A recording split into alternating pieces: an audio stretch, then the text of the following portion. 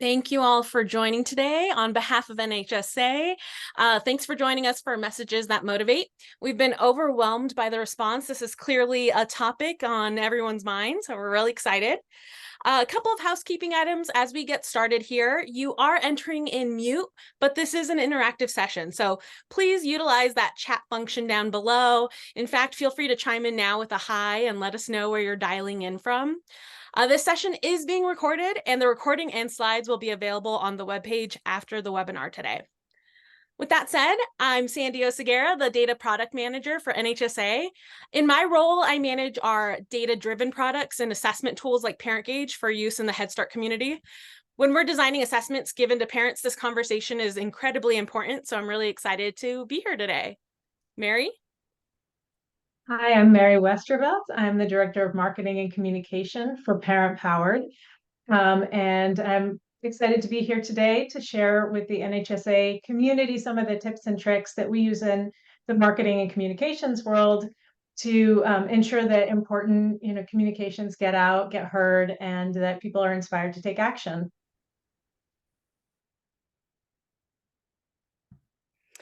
And hi, I'm Rebecca Honig, and I'm the Chief Content and Curriculum Officer at Parent Powered, where we reach families 3 times a week in 160 characters at a third grade reading level with strength-based ways to engage in learning at home.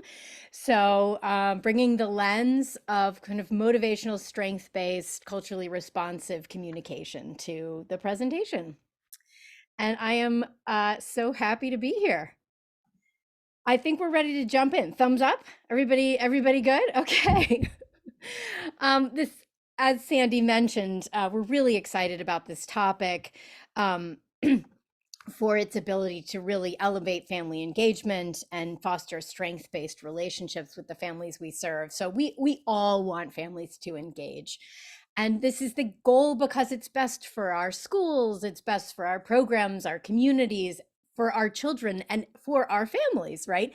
But for families to engage, they first need to feel comfortable. And on a really basic level, right, they're asking themselves, how does this program or school feel? Does it feel like a place for me? Can I be a part of this? Adding to that, right, there's a whole host of lived experiences that families are bringing to these questions. For some families, they may have had their own negative experiences with their own education. For others, they may have had a lifetime of disenfranchisement from systems that were meant to support them. They may be newcomers bringing very different expectations of what school and their role within it looks like. The great news is that every face-to-face meeting we have with families, every email we send, every time we bring families together or initiate a phone call, it is an opportunity to build trust and partnership, to really communicate to families, this is a place for you. And these are the opportunities we're really going to dive into today. So in our time together, we're going to look at strategies we can immediately implement to really strengthen our in-person communication and experiences with families. We're going to look at ways to center family voices and lived experiences as we communicate with them. We're going to look at strength-based communication strategies, ways to maximize access and equity, and really using our canvas. So looking at all of the creative elements that go into communicating with families and how we can really utilize them to make sure our messages land in feel-good, strength-based, accessible ways. As we dive into this, there's kind of like one overarching thing that we can all hold close, which is that no matter what the interaction, in person, remote, in writing, or communicated, on the phone, we want to be mindful of who is doing the communicating. Is it a source of trust? Is it communication happening where trust is in place? Research shows again and again that parents and caregivers value warm information from trusted sources. So whenever possible, we want to follow that line of trust anytime we're communicating with families. And to do this, it really helps to think about the trust holders in your community. who's in families' lives already? And then can they be the one to introduce a family to your program? That may be a community-based organization that has an established relationship. It may be a faith-based organization, a YMCA, right? Where are families already going? Also, where are the places families are comfortable? And can you meet them there for the first time?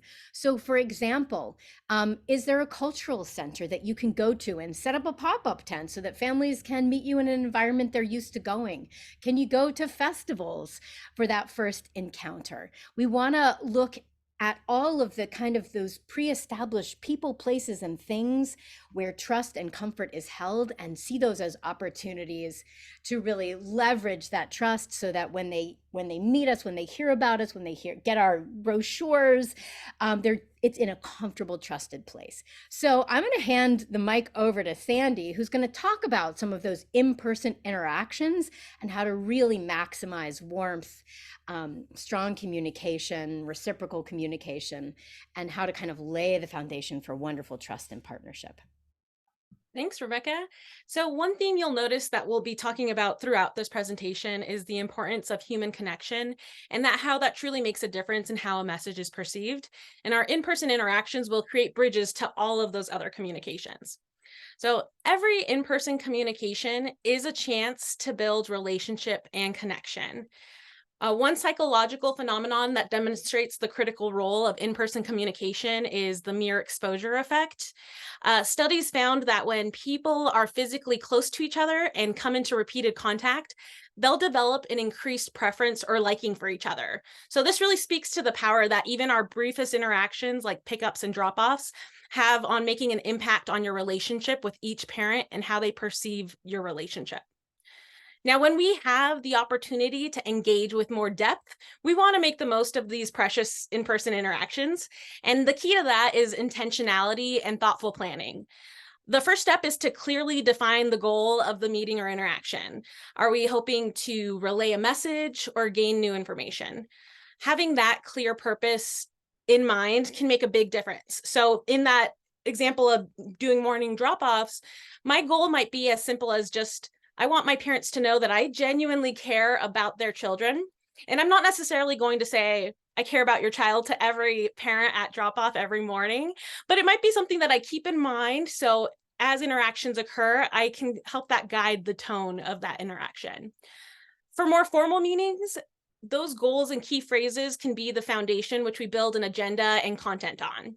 If I'm having a parent night and my goal is to encourage more parents to volunteer, I can use that to plan an agenda that highlights volunteer opportunities, the benefits to parents that get involved, and the overall importance of community support.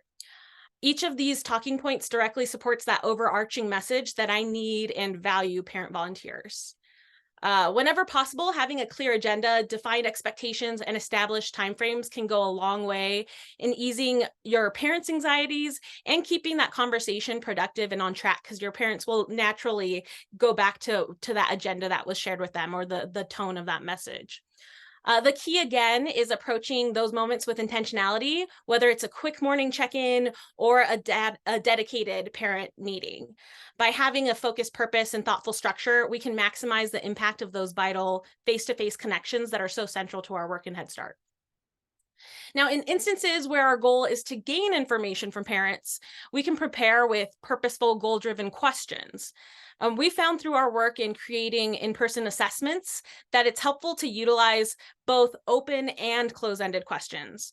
So you all probably already know this, but open-ended questions are those that require more than a single word response. So those help us delve deeper into a subject matter and facilitate a more natural flow of conversation. So for example, if I'm having a parent-teacher meeting at the beginning of the school year, I can ask that parent, tell me how the enrollment process went. And this opens the door for them to share rich, detailed feedback. And I might even get some insights that weren't previously on my radar. Of course, especially when it comes to enrollment, we probably have some specific enrollment related questions that we need to address. And so in those cases, having some well-crafted close-ended follow-up questions can ensure we capture the exact information that we need if it isn't revealed through that conversation. The key is really striking that right balance of leveraging our thoughtful, prepared questions to gather information we need, while also staying flexible and responsive to that natural flow of conversation. Following up on parents' cues or comments can be a great way to build that culture of open communication, and it also creates space for parents to organically share their perspectives and feedback. We can further support this by designating specific time at the end of meetings. Like today, we have time at the end of our meeting to make sure that we can address any questions. So like I mentioned earlier, feel free to add those into the chat and we'll get to them at the end. And also, even in some instances, if you can create things like office hours for questions and feedback, that's going to help enhance that culture of communication going both ways. Carving out those dedicated touch points not only gives our parents that information on where they can share feedback, but it also shows our genuine interest in hearing from our families and strengthening our relationships. So with all that intentional planning and preparation we've discussed, it's important to remember that for most families, what they're truly getting out of each interaction is a chance to get to know you better as a person. And that's why it creates that bridge to all other communications. So, and being authentic is something that all of us can pick up on really well. If you're following AI and technology trends, you might have heard the term uncanny valley, which is when we get that unsettling feeling that when a computer animation is really good, but it's not lifelike, it's not human. And I know we have a lot of perfectionists in the Head Start space. So this is really just a reminder that it's okay to be human, show up as your genuine self. Your families are craving authenticity in their interactions. So it's okay to let your personality shine through and to share a bit of your own story to connect on a more personal level. That goes a long way in forging the bonds that are vital to effective parent engagement. It's also important that we express genuine appreciation for the parents we work with. We know that being a parent is challenging. A lot of us are parents here as well. And showing up for meetings and events requires us all to carve out precious time from our busy lives. Acknowledging that effort and sacrifice goes a long way in making parents feel seen, valued, and it motivates them to continue engaging with our program. So with that in mind, let's turn it over to talk about impactful written communications. All right, thank you, Sandy. And yes, we started with the focus on person-to-person communication, and as Sandy mentioned, we're moving on to written communication. And that sequence was intentional because ideally, your written communication with families is entirely informed by relationships you've built with them. And that's not to say that you're always tailoring every correspondence to each unique family, but it is to say that as you're writing group emails and updates and newsletters, you are picturing the diverse families on the receiving end, and you're asking yourself a core set of questions to really ensure that what you've written will feel inclusive and supportive. So let's look at some of those questions right now. All right, so one thing that we can always be asking ourselves is it accessible, right? Is the person on the receiving end going to get this message? Is their email set up? Is their voicemail set up? Is the language I'm using something that they're going to be able to access, right? Is it in their home language? Is it comprehensible? Is it at a reading level that they're going to be able to comprehend? Is it inclusive, right? Do they feel represented in my correspondence? Do they see themselves in the message that I'm sending? That can be both communicated through writing, but also some of the visuals we might attach to the communications we send. Is it doable, right? So if I'm asking families to do something, do they have the things available that allow them to do the thing I'm asking them to do, right? If I suggest a family read a book together and they don't have access to books, that's going to activate a stress response. Is it strength-based? Is it leveraging a family's unique cultural norms, their traditions, their lived experiences, and their relationship with their child? And on a really basic level, like, how does it feel? How's it going to feel to read this on a good day? How's it going to feel to read this if I'm really stressed out and busy and I only have 5 minutes, which is what the situation that I think most parents are in. So these are all questions we can kind of pause and ask ourselves before we press send on any written correspondence. Now, towards the goal of creating feel-good, accessible communication, there are some things we can always do, right? We can always level our text messages and assure that they are at a reading level that's just right for our families, because readability equals accessibility. And here's a couple things we know. We know that the average reading level in the US is 7th or 8th grade, but we also know that cognition decreases under stress, right? So we are less able to comprehend what we are reading when we are in a stressful situation. And that doesn't have to be big stress, right? This could be just little everyday stressors that happen very frequently for families. So we want to target, in our messages, we actually target a 3rd grade reading level, but here are some things you can do to just look to generally decrease your reading level in anything that you write so that you're really maximizing accessibility. So some things to do, look for shorter sentences, right? If you feel like you're going for the comma, boop, go over to that period instead and break a sentence up into 2 parts instead of 1. Eliminate uncommon words and jargon, right? Education comes with all kinds of jargon. We want to essentialize our concepts so that they're as accessible as possible. We want to look for fewer syllables, fewer descriptors. Metaphors are beautiful, but they aren't great for quick and easy cognition. So we want to look for really active sentences. We also want to think about writing for translation, right? Now, based on the languages you serve, you may have in-house translators or services you can use. You may also occasionally be needing to use tools like Google Translates. And what you see up on your screen are some things that are going to help those tools be more effective with anything you write. So go for literal language, active voice, current tense, and again, those short, simple sentences. You want to stay away from contractions, acronyms and abbreviations. Figure of speech is much harder to translate and oftentimes doesn't translate.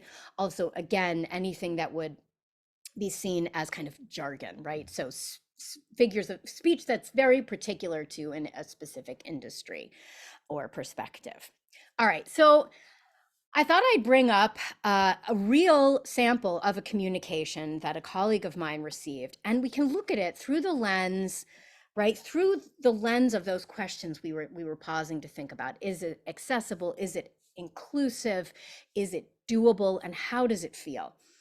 And I'm gonna read it out together to all of you, and then we're gonna talk about it, and we're gonna look at what we might change. So it's long, bear with me, I might skip over some parts, but the subject line reads, "Welcome to CSPP. Welcome to the CSPP community. We are so happy to report that we've all come together to engage in extensive planning for the upcoming school year and eagerly await the first day of school when we begin our learning adventures together with your child." That was all one sentence.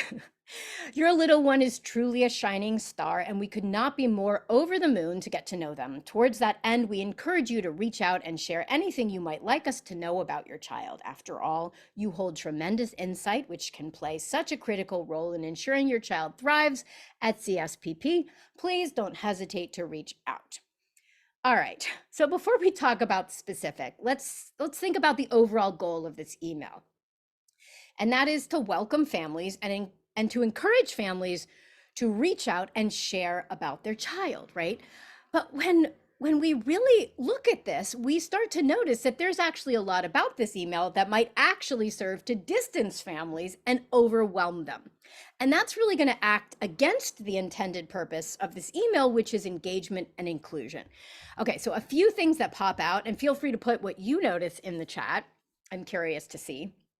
Right off the bat, right, we can see that there is an acronym right at the top, right in the subject line. So for families who are new to this community, as many families are in preschool, the risk is that they're going to get this and they're going to think, wait, what? Who is this from? What is this? Right? Then when we click on that email, we see a lot, right? Okay, I see too wordy coming up, too verbose, right? Too many words, too long, extensive. Let's see what else people are saying. Right, over the moon. We've got all kinds of metaphors we're using. And as we mentioned, these are not going to translate. It can be kind of, it's lovely language, but as someone is pointing out, it's a little fluffy. It's confusing. It's hard to figure out, like, what is this? Is this asking me to do something? Okay, so yes, we're all agreeing, too wordy, big vocabulary, lots of metaphors. Okay, so let's look at some changes we can immediately make.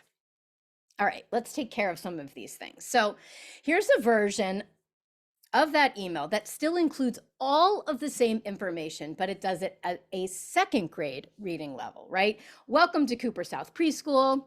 We are so excited you've joined our community. We've been busy planning for the school year and can't wait to meet your child. We also can't wait to meet you.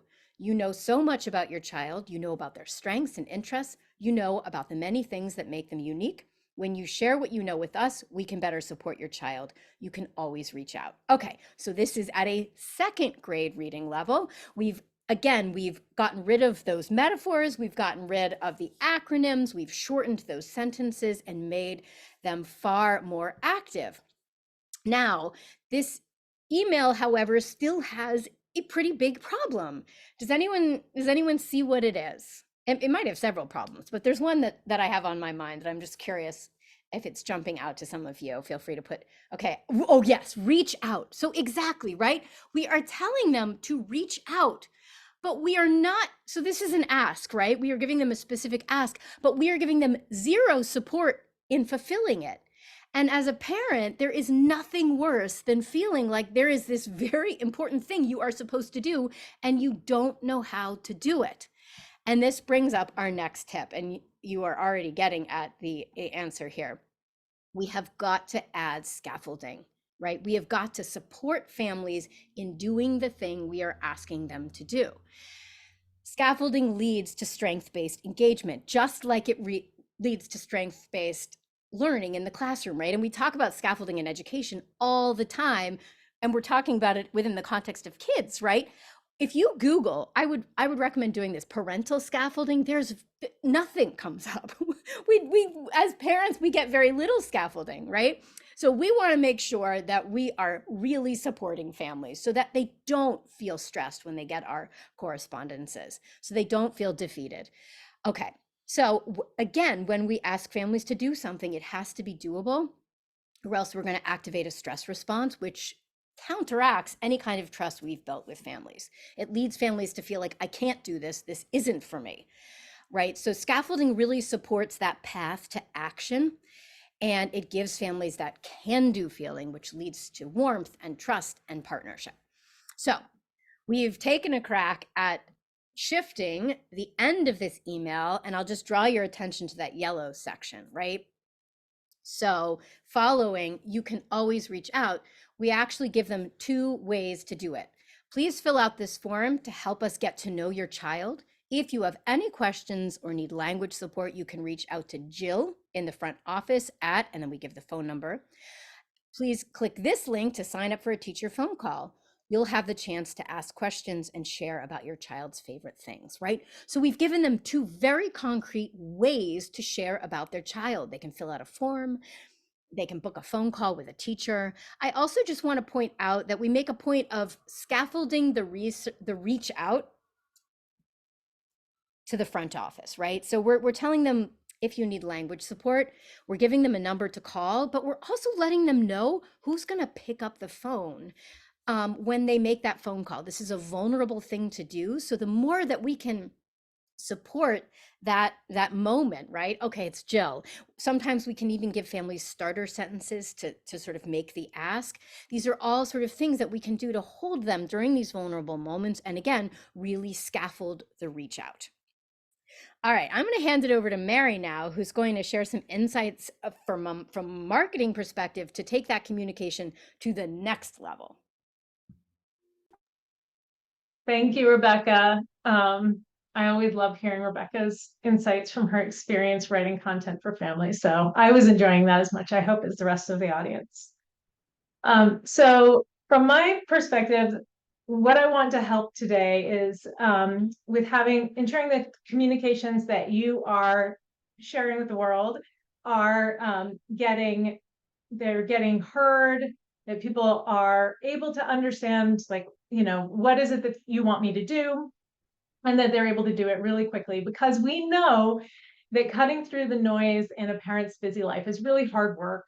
And we want to make sure that you have everything, all of the tips and tricks that you can have in your toolkit to break through the noise. And that's what we do in marketing and communication. So I want to go back to something that Rebecca was saying earlier, Rebecca and Sandy were saying, which is that it's so important to really, really think about who you're communicating with when you sit down to write any communication. Who is on the other side of this piece that you're sending out? So they could be in any different state, emotionally, physically. They could be, reading something on a phone. They could be, just racing from one thing to another. So you want to think about like what's the scenario in which they might be receiving this? What do they need to know? And how can it be easy to make to get that feeling that you're being successful in following through? Because if they you are experts and they want to be great partners. So you want to make that super duper easy for them to establish that trust and make them feel like they're really part of the learning team. So the first thing that I wanted to share is that your subject line in your email is really your headline. So in marketing, we really measure our success by three things. And the first of those things is opens. Did they open it? Did I inspire whoever was receiving this to feel like what I had to share was worth their time? So some people argue that that's the single most important thing that you can do, because anything else that you have to share with them isn't going to be received if they don't take the time to open the communication that you're sending. So this example subject line is very unfortunately an example from my own inbox. And it doesn't tell me anything about what's inside. And unless I'm inspired to read it, which, unless I'm super excited about everything that this organization has to say, probably wouldn't be. It's not really going to like spark me to take the time, right? Like time is such a precious commodity. It's not going to inspire me to say like, this is the thing I need to open right now and pay attention to.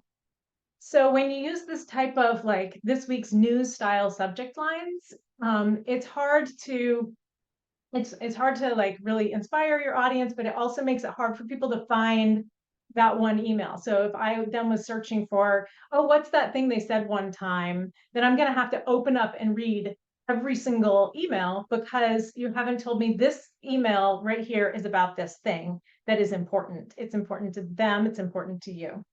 So my first recommendation, my first tip here is to really take the time to think about the subject line that you are putting out there, because that is your first and best opportunity to inspire people to engage with the content you're sending them.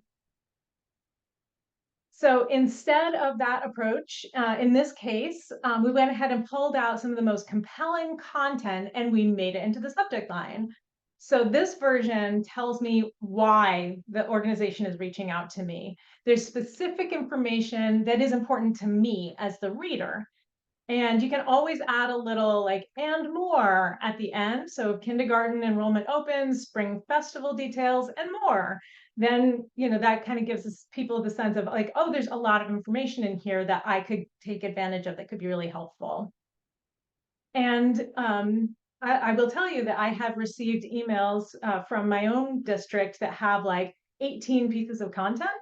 So you could do something like 18 reasons you need to read this email, or like kindergarten enrollment opens and 17 other reasons to stay in touch. Get creative, get fun, give people a reason to really, be inspired to read your email. So then once you've got them opening up the email, the next thing to really think about is how are you using that canvas? We promised to talk about the canvas of the communication, and this is where we get into it.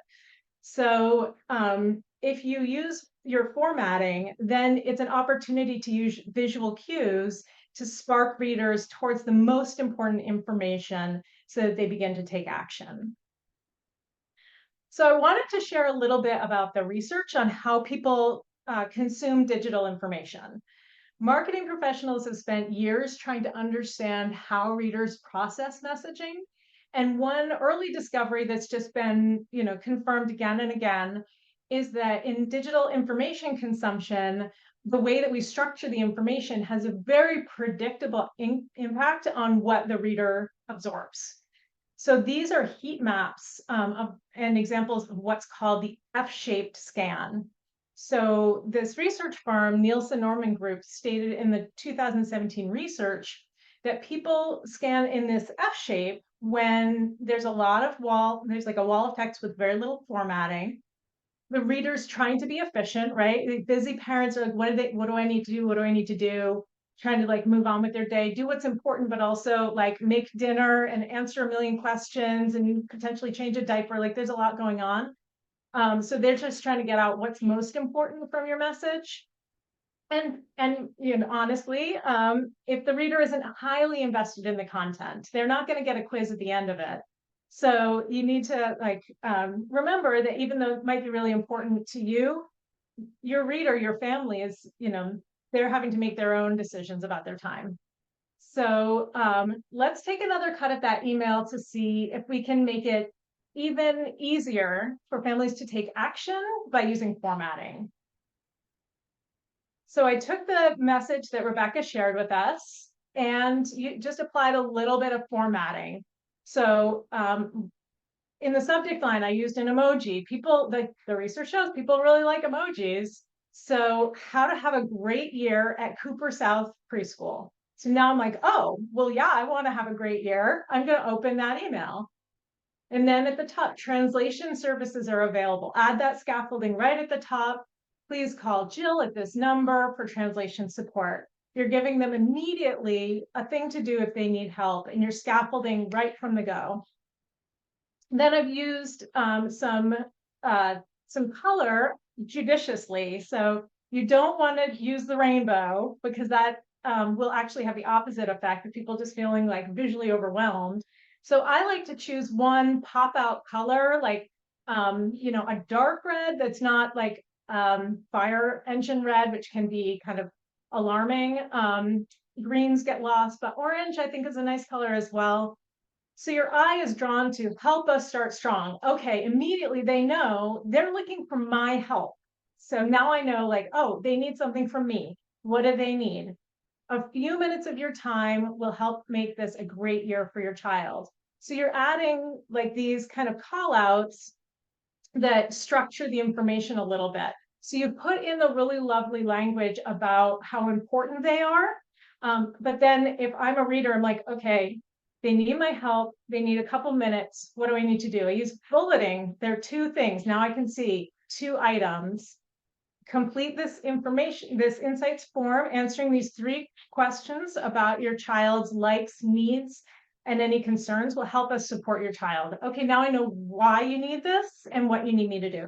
Register for a welcome call. Sign up here for a 15-minute teacher welcome call. So really quickly, like, oh, there are 2 things they need from me. It's going to help my kid have a great school year. It's only going to take a couple minutes. And if I need help, I put it again at the bottom. Call Jill, she's going to help you out. So we're just using that canvas through emojis, icons, folds, colors, bullets, and it's just like draw the eye to where you want it to be. So that's tip number 2 from the realm of marketing.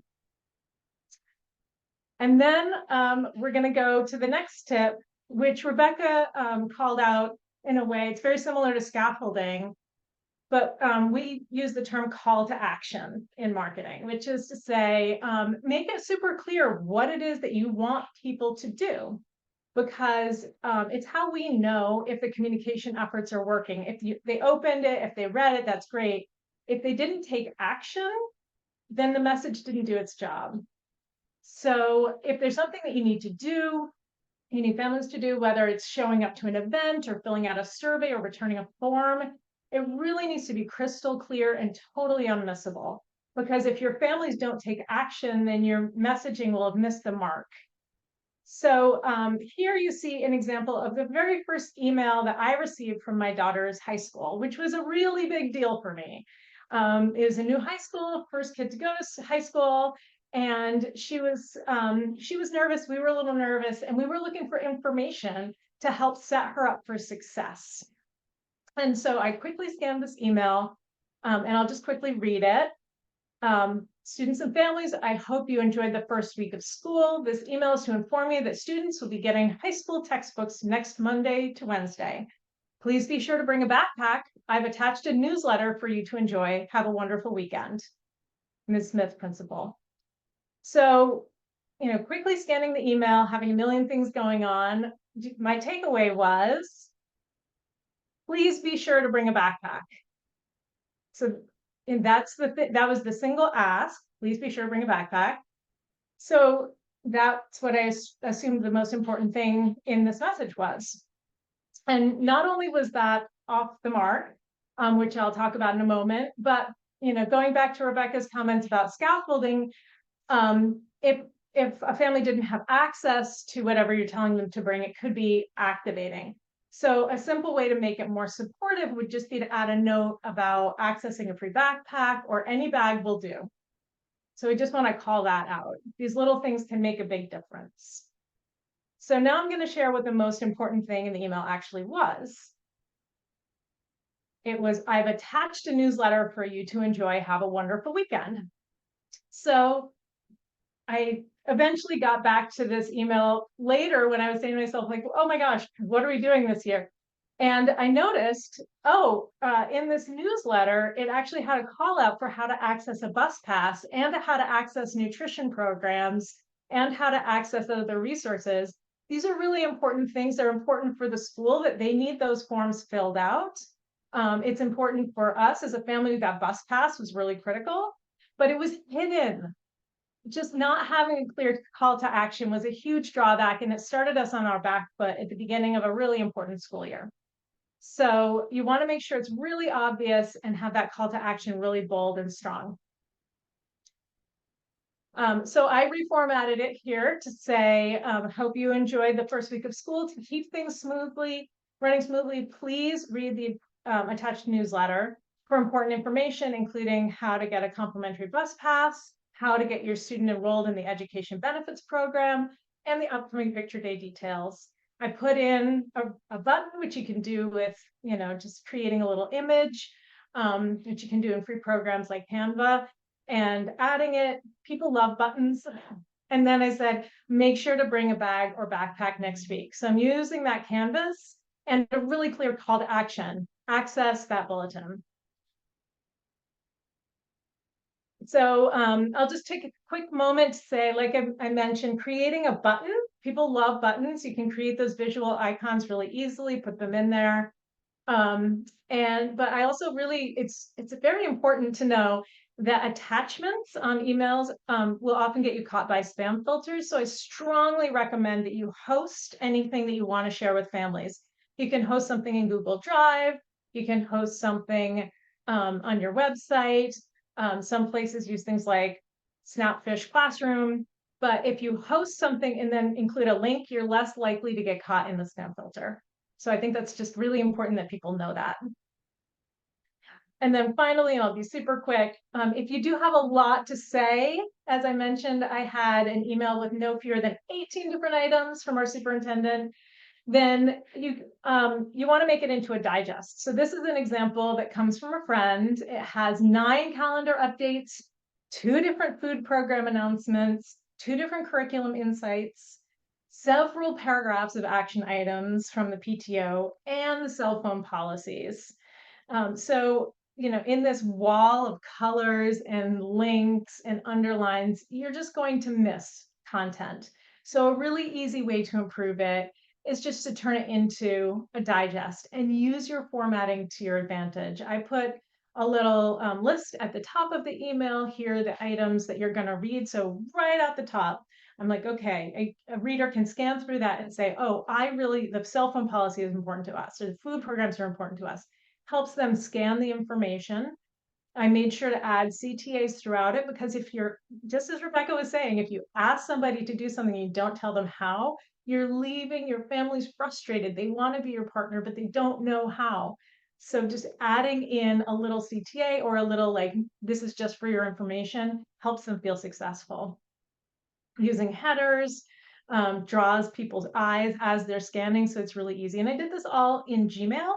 just to show you, you don't need a fancy program. It doesn't have to be fancy to be easy to read, easy to access, and easy to act upon. So with that in mind, I'm going to turn it back over to Rebecca. Yeah, we're about to move on to Q&A, but there was one last kind of big picture point we wanted to highlight, which is that if you have the opportunity to engage families themselves as communicators, whether it's helping you draft emails, making phone calls, or being at the table to review what's gone out so far and weigh in, take it, take it, take it, take it, right? Because when we involve families at every phase of communication and content creation, we are helping to ensure that it is accessible and strength-based, right? A rule of thumb I've started to apply to my own work is like, who's the person I'm scared to show this to? Because I just think they're not going to like it. That is the person I need to show it to. And I think, you might consider bringing some of your communications from last year to a policy council meeting and just looking at it together and saying, what can we change to make this more accessible, to make this easier to read?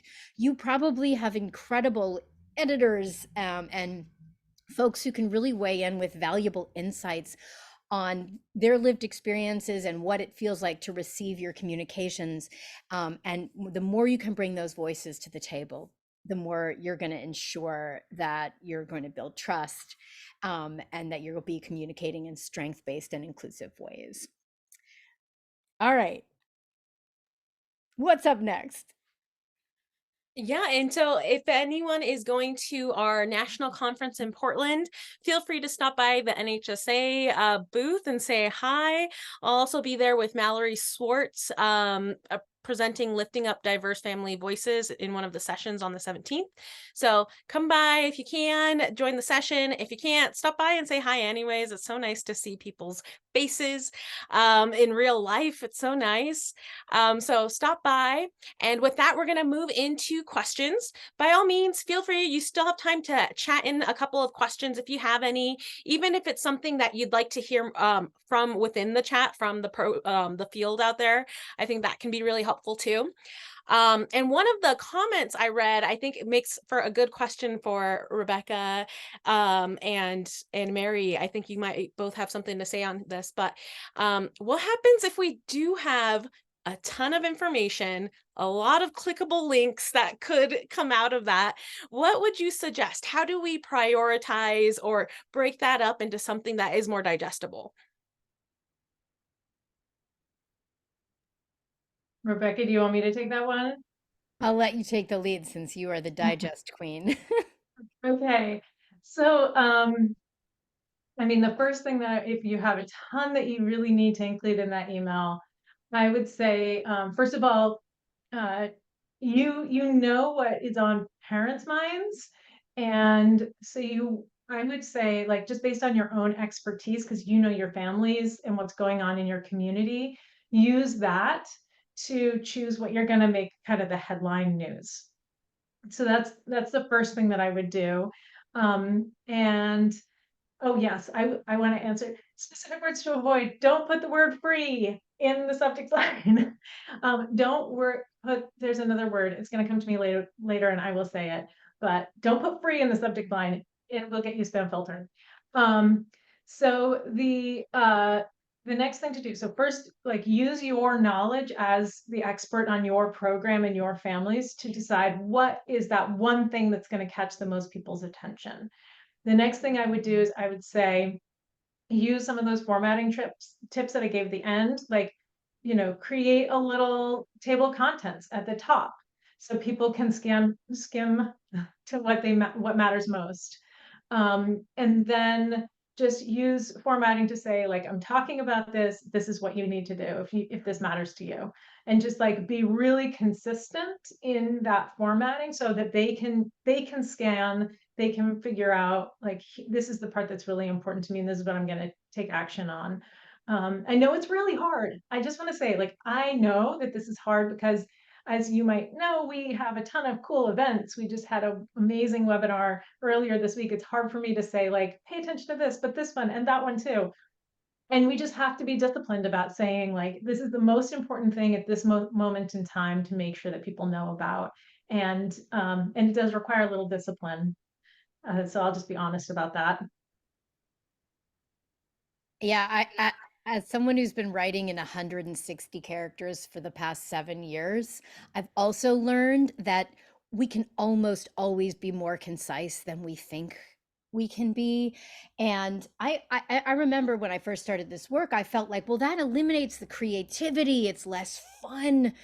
I take I take something that's concise and grokkable and actionable over something that's fun any day of the week now as a parent who's really busy and tired. So I would also say don't underestimate your capacity to give lots of information in very concise ways. It just takes practice, and it takes kind of like really taking a red pen to it and saying, what do I not need? What is not essential? Because you'll have lots of other opportunities to, be creative and fun with families. Um, I see a great question. Oh, where did it go? It's moving very quickly. Um, in our DEI committee, we have the goal to rewrite some parts of the parents book, and even more important, we want to level it in Spanish and Arabic. Any suggestions for the team? Um, yeah, so I don't know if you remember, but towards the top of the presentation, we did talk about little things you can do to help ensure that your communication is more easy to translate. For example, eliminating jargon, eliminating metaphors, short sentences, staying away from acronyms. The other thing I'd say, if you have the opportunity to to do cultural versioning, that is our number one thing that we always consider when we are translating, right? We work with professional translators, but then we also have our content reviewed by someone with lived experiences within, the places that language is spoken, so we can really understand more deeply what is not going to translate. I can also tell you from a content perspective, and you all probably already know this, right? Like, when we're emailing about things related to literacy, especially let's say we were doing a rhyming activity, right? That isn't going to translate. So flagging those areas that aren't going to translate as needing special attention, so that if, for example, you had an hour of somebody's time to do some cultural versioning, they know what to look for. So I would prioritize those moments, so that you're really able to get them right. Yeah, I love that answer, Rebecca. That's something we actually, when we have some survey questions that re we're reconfiguring, and so we had to do that same process of, we have our translation service, but then we're also utilizing members who use it and speak those languages, so that they can go through and say, like, okay, that actually isn't the way people talk, that happens. So I think that was a really good suggestion there. I wonder, you just made me think of something, Sandy, which is that, I mean, in an ideal situation, we have those people that we can bring on before if something goes out into the world. But another thing is just like a piloting phase where you can say to the readers, hey, if something isn't comprehensible, if I didn't get this right, let me know. It's a way to bring in parent feedback, and learn. So yes, if you have the opportunity to pilot those handbooks with a smaller group of families, that's another wonderful opportunity. Yeah, that's a great way to increase that engagement too. I know one of our questions was, how do we start engaging with our families, right? And so that's one way, is we can ask them, how do you like being engaged with? What kind of parent night activities do you enjoy? And those kinds of things, like we talked about earlier, where we talked about maximizing those times. And I think that hits on one of the other comments we got, that knowing your parents and to what they want to hear or see in emails is really the key, right? We're talking generally in our presentation today, but y'all know your families and your parents, or you're getting to know them, and you'll be able to get a little more specific with your exact audience based off of that. Now, another question that came up in the chat was, how many communications are too many, let's say, per week? What do y'all think? So our format is text messages, right? coming in at 160 characters. And there's a lot of research around optimal dosage when it comes to that. And it's 3 times a week. So interestingly, when parents were messaged once a week, they perceived it to be once a month. And 3 turned out to be the optimal number of messages to really give that feeling of support and continuity. Like, I'm with you, I'm in your life, but I'm not annoying. Right, 3. That sounds like a good number. Very doable, especially via text. Do you think that changes if we are talking about emails or other platforms? Can I jump in for just a second? Okay, I will say that people like predictability. So if you tell them that they will hear from you once a week and you are consistent with your once a week messaging, they will then that is like you're keeping a promise, right? So hitting people up in their inbox every day is obviously going to be overwhelming. But if you say, we send you a weekly message, or we send you a message every other week, and it's going to be the best way to find out about upcoming events that we're having, just like that consistency. And also email providers like it. So if you're using something like Constant Contact, then they like to see you send out things on a consistent basis. Helps deliverability. That's a great segue into another question we got from the chat, which is, do you feel that parents are more attentive to messages on social media than direct emails or flyers? So how do we, there's so many ways that we can send out messages. What do we think is the most effective, or what parents are paying attention to the most? We have a lot of research on this too.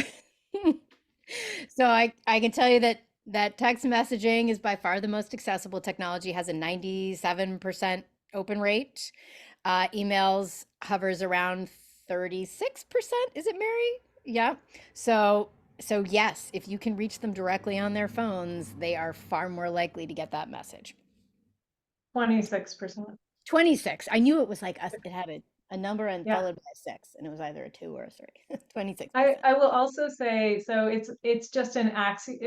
It's just a truism in marketing that you need to have a diversified way of reaching people. Different people consume information different ways. So if they see, you will have a better response rate. Like if you're promoting, let's say you're promoting an event, and you send it home in the flyer, you send it home through a text message with a little, just a quick reminder, next week, put it on your calendar.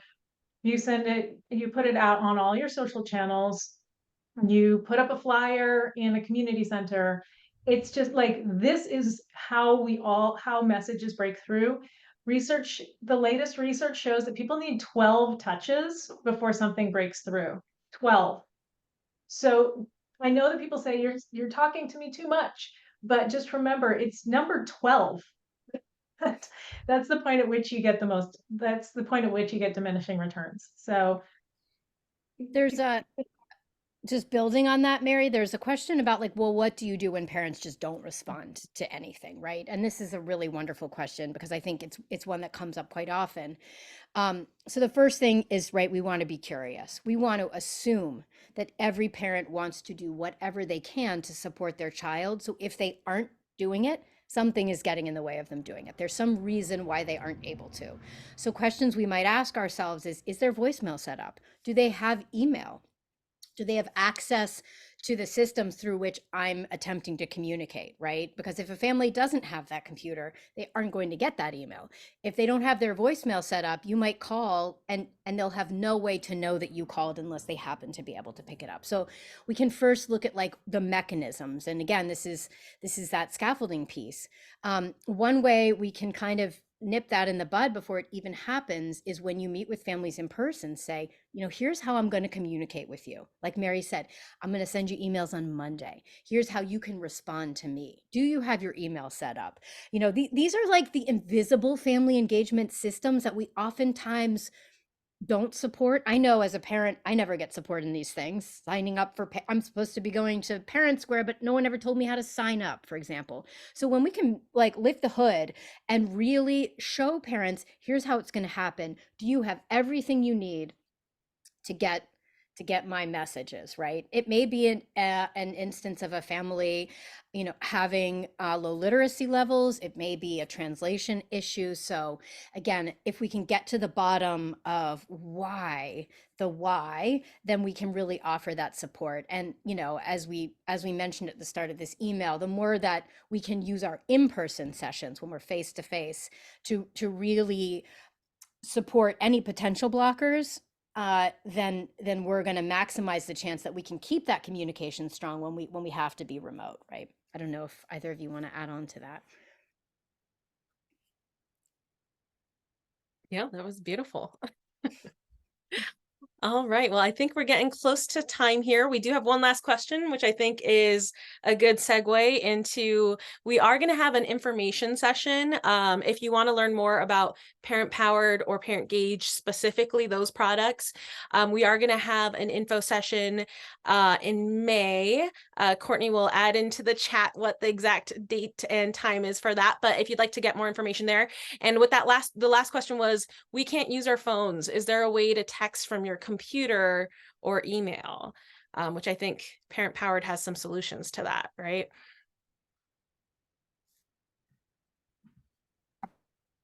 Okay, awesome.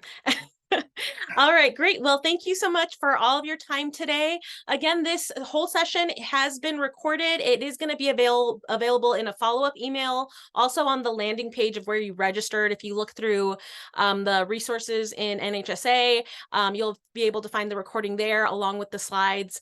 And you'll have a certificate emailed to you as well, I believe, to show that you were in the session today. Again, thank you so much for your time. Mary and Rebecca, thank you so much for joining us today.